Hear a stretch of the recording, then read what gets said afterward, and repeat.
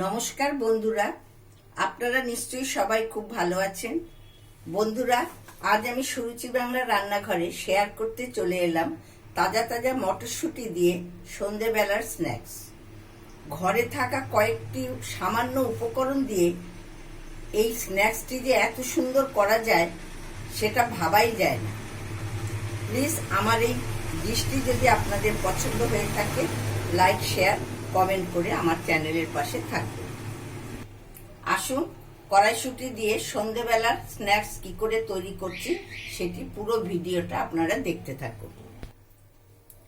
আমি এই কড়াইশুঁটিটা এখন গ্রাইন্ডিংয়ে পেস্ট করে নিচ্ছি, সঙ্গে আদা কাঁচা লঙ্কাও দিয়ে দেব।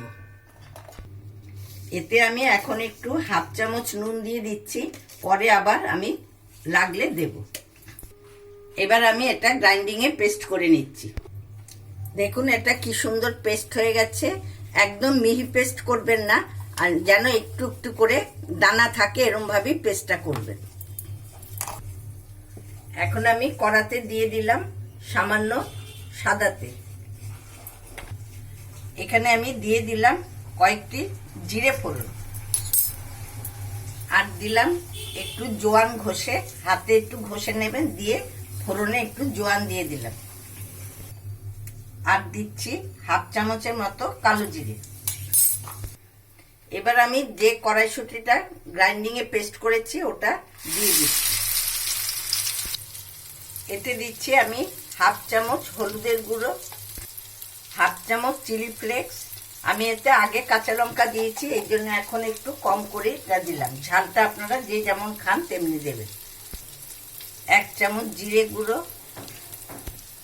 নুনটা আমি পেস্ট করার সময় দিয়েছি, এখন আমি আরেকটু নুন দিয়ে দিচ্ছি। এবার আমি এতে দিচ্ছি 4 চামচ আটা।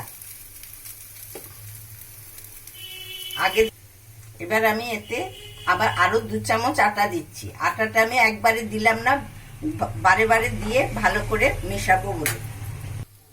এবার আমি এতে সামান্য চিনি দিয়ে দিচ্ছি। এইরকম নাড়তে নাড়তে কড়া থেকে ছেড়ে গেলে বুঝবেন যে পুরটা ভালোভাবে রেডি হয়ে গেছে। দেখুন পুর আমার রেডি হয়ে গেছে। এরকম কড়া থেকে যদি ছেড়ে ছেড়ে যায় তখন পুরটা ডিশে নামিয়ে নেবে। এবার আমি এটা একটা বোলে ঢেলে নিলাম। আর ঠান্ডা হলে আমি এটা চপের আকারে গড়ে নেব। এটা অনেকটাই ঠান্ডা হয়ে গেছে, তবে গরম থাকতে থাকতে চপের আকারে গড়ে নিতে হবে। এবার আমি এটাকে আরেকটু হাত দিয়ে মেখে নিচ্ছি। আমি একটু হাতে তেল মেখে এবার আমি এগুলো পুরো পুরটা দিয়ে চপের আকারে গড়ে নিচ্ছি।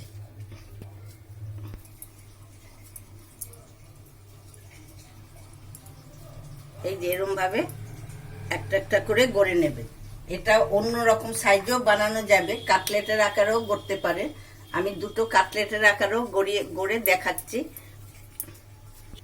এরকম সাইজেরও বানাতে পারবেন।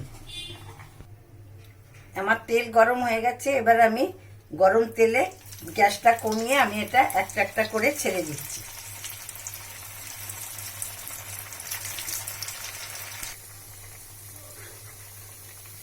অপর পিঠটা লাল হয়ে গেলে মাঝে মধ্যে উল্টে উল্টে দেবেন। অপর পিঠটা দেখবেন সুন্দর করে লাল হয়ে গেছে। লাল হয়ে গেলে আমি এটা পরপর নামিয়ে নেব।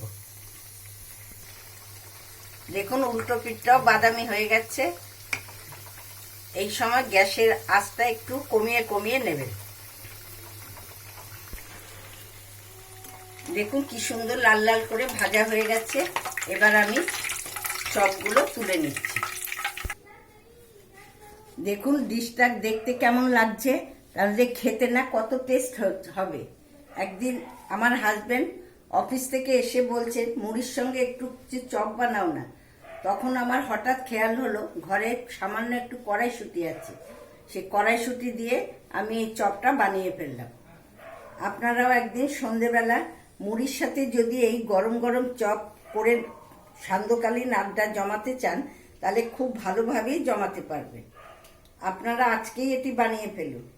কড়াইশুঁটির কচুরির চাইতেও চপ, টমেটো সস আর কাসুন্দি দিয়ে খেতে কি যে ভালো লাগবে কল্পনাও করতে পারবেন না। আজ আমি এখানেই শেষ করছি।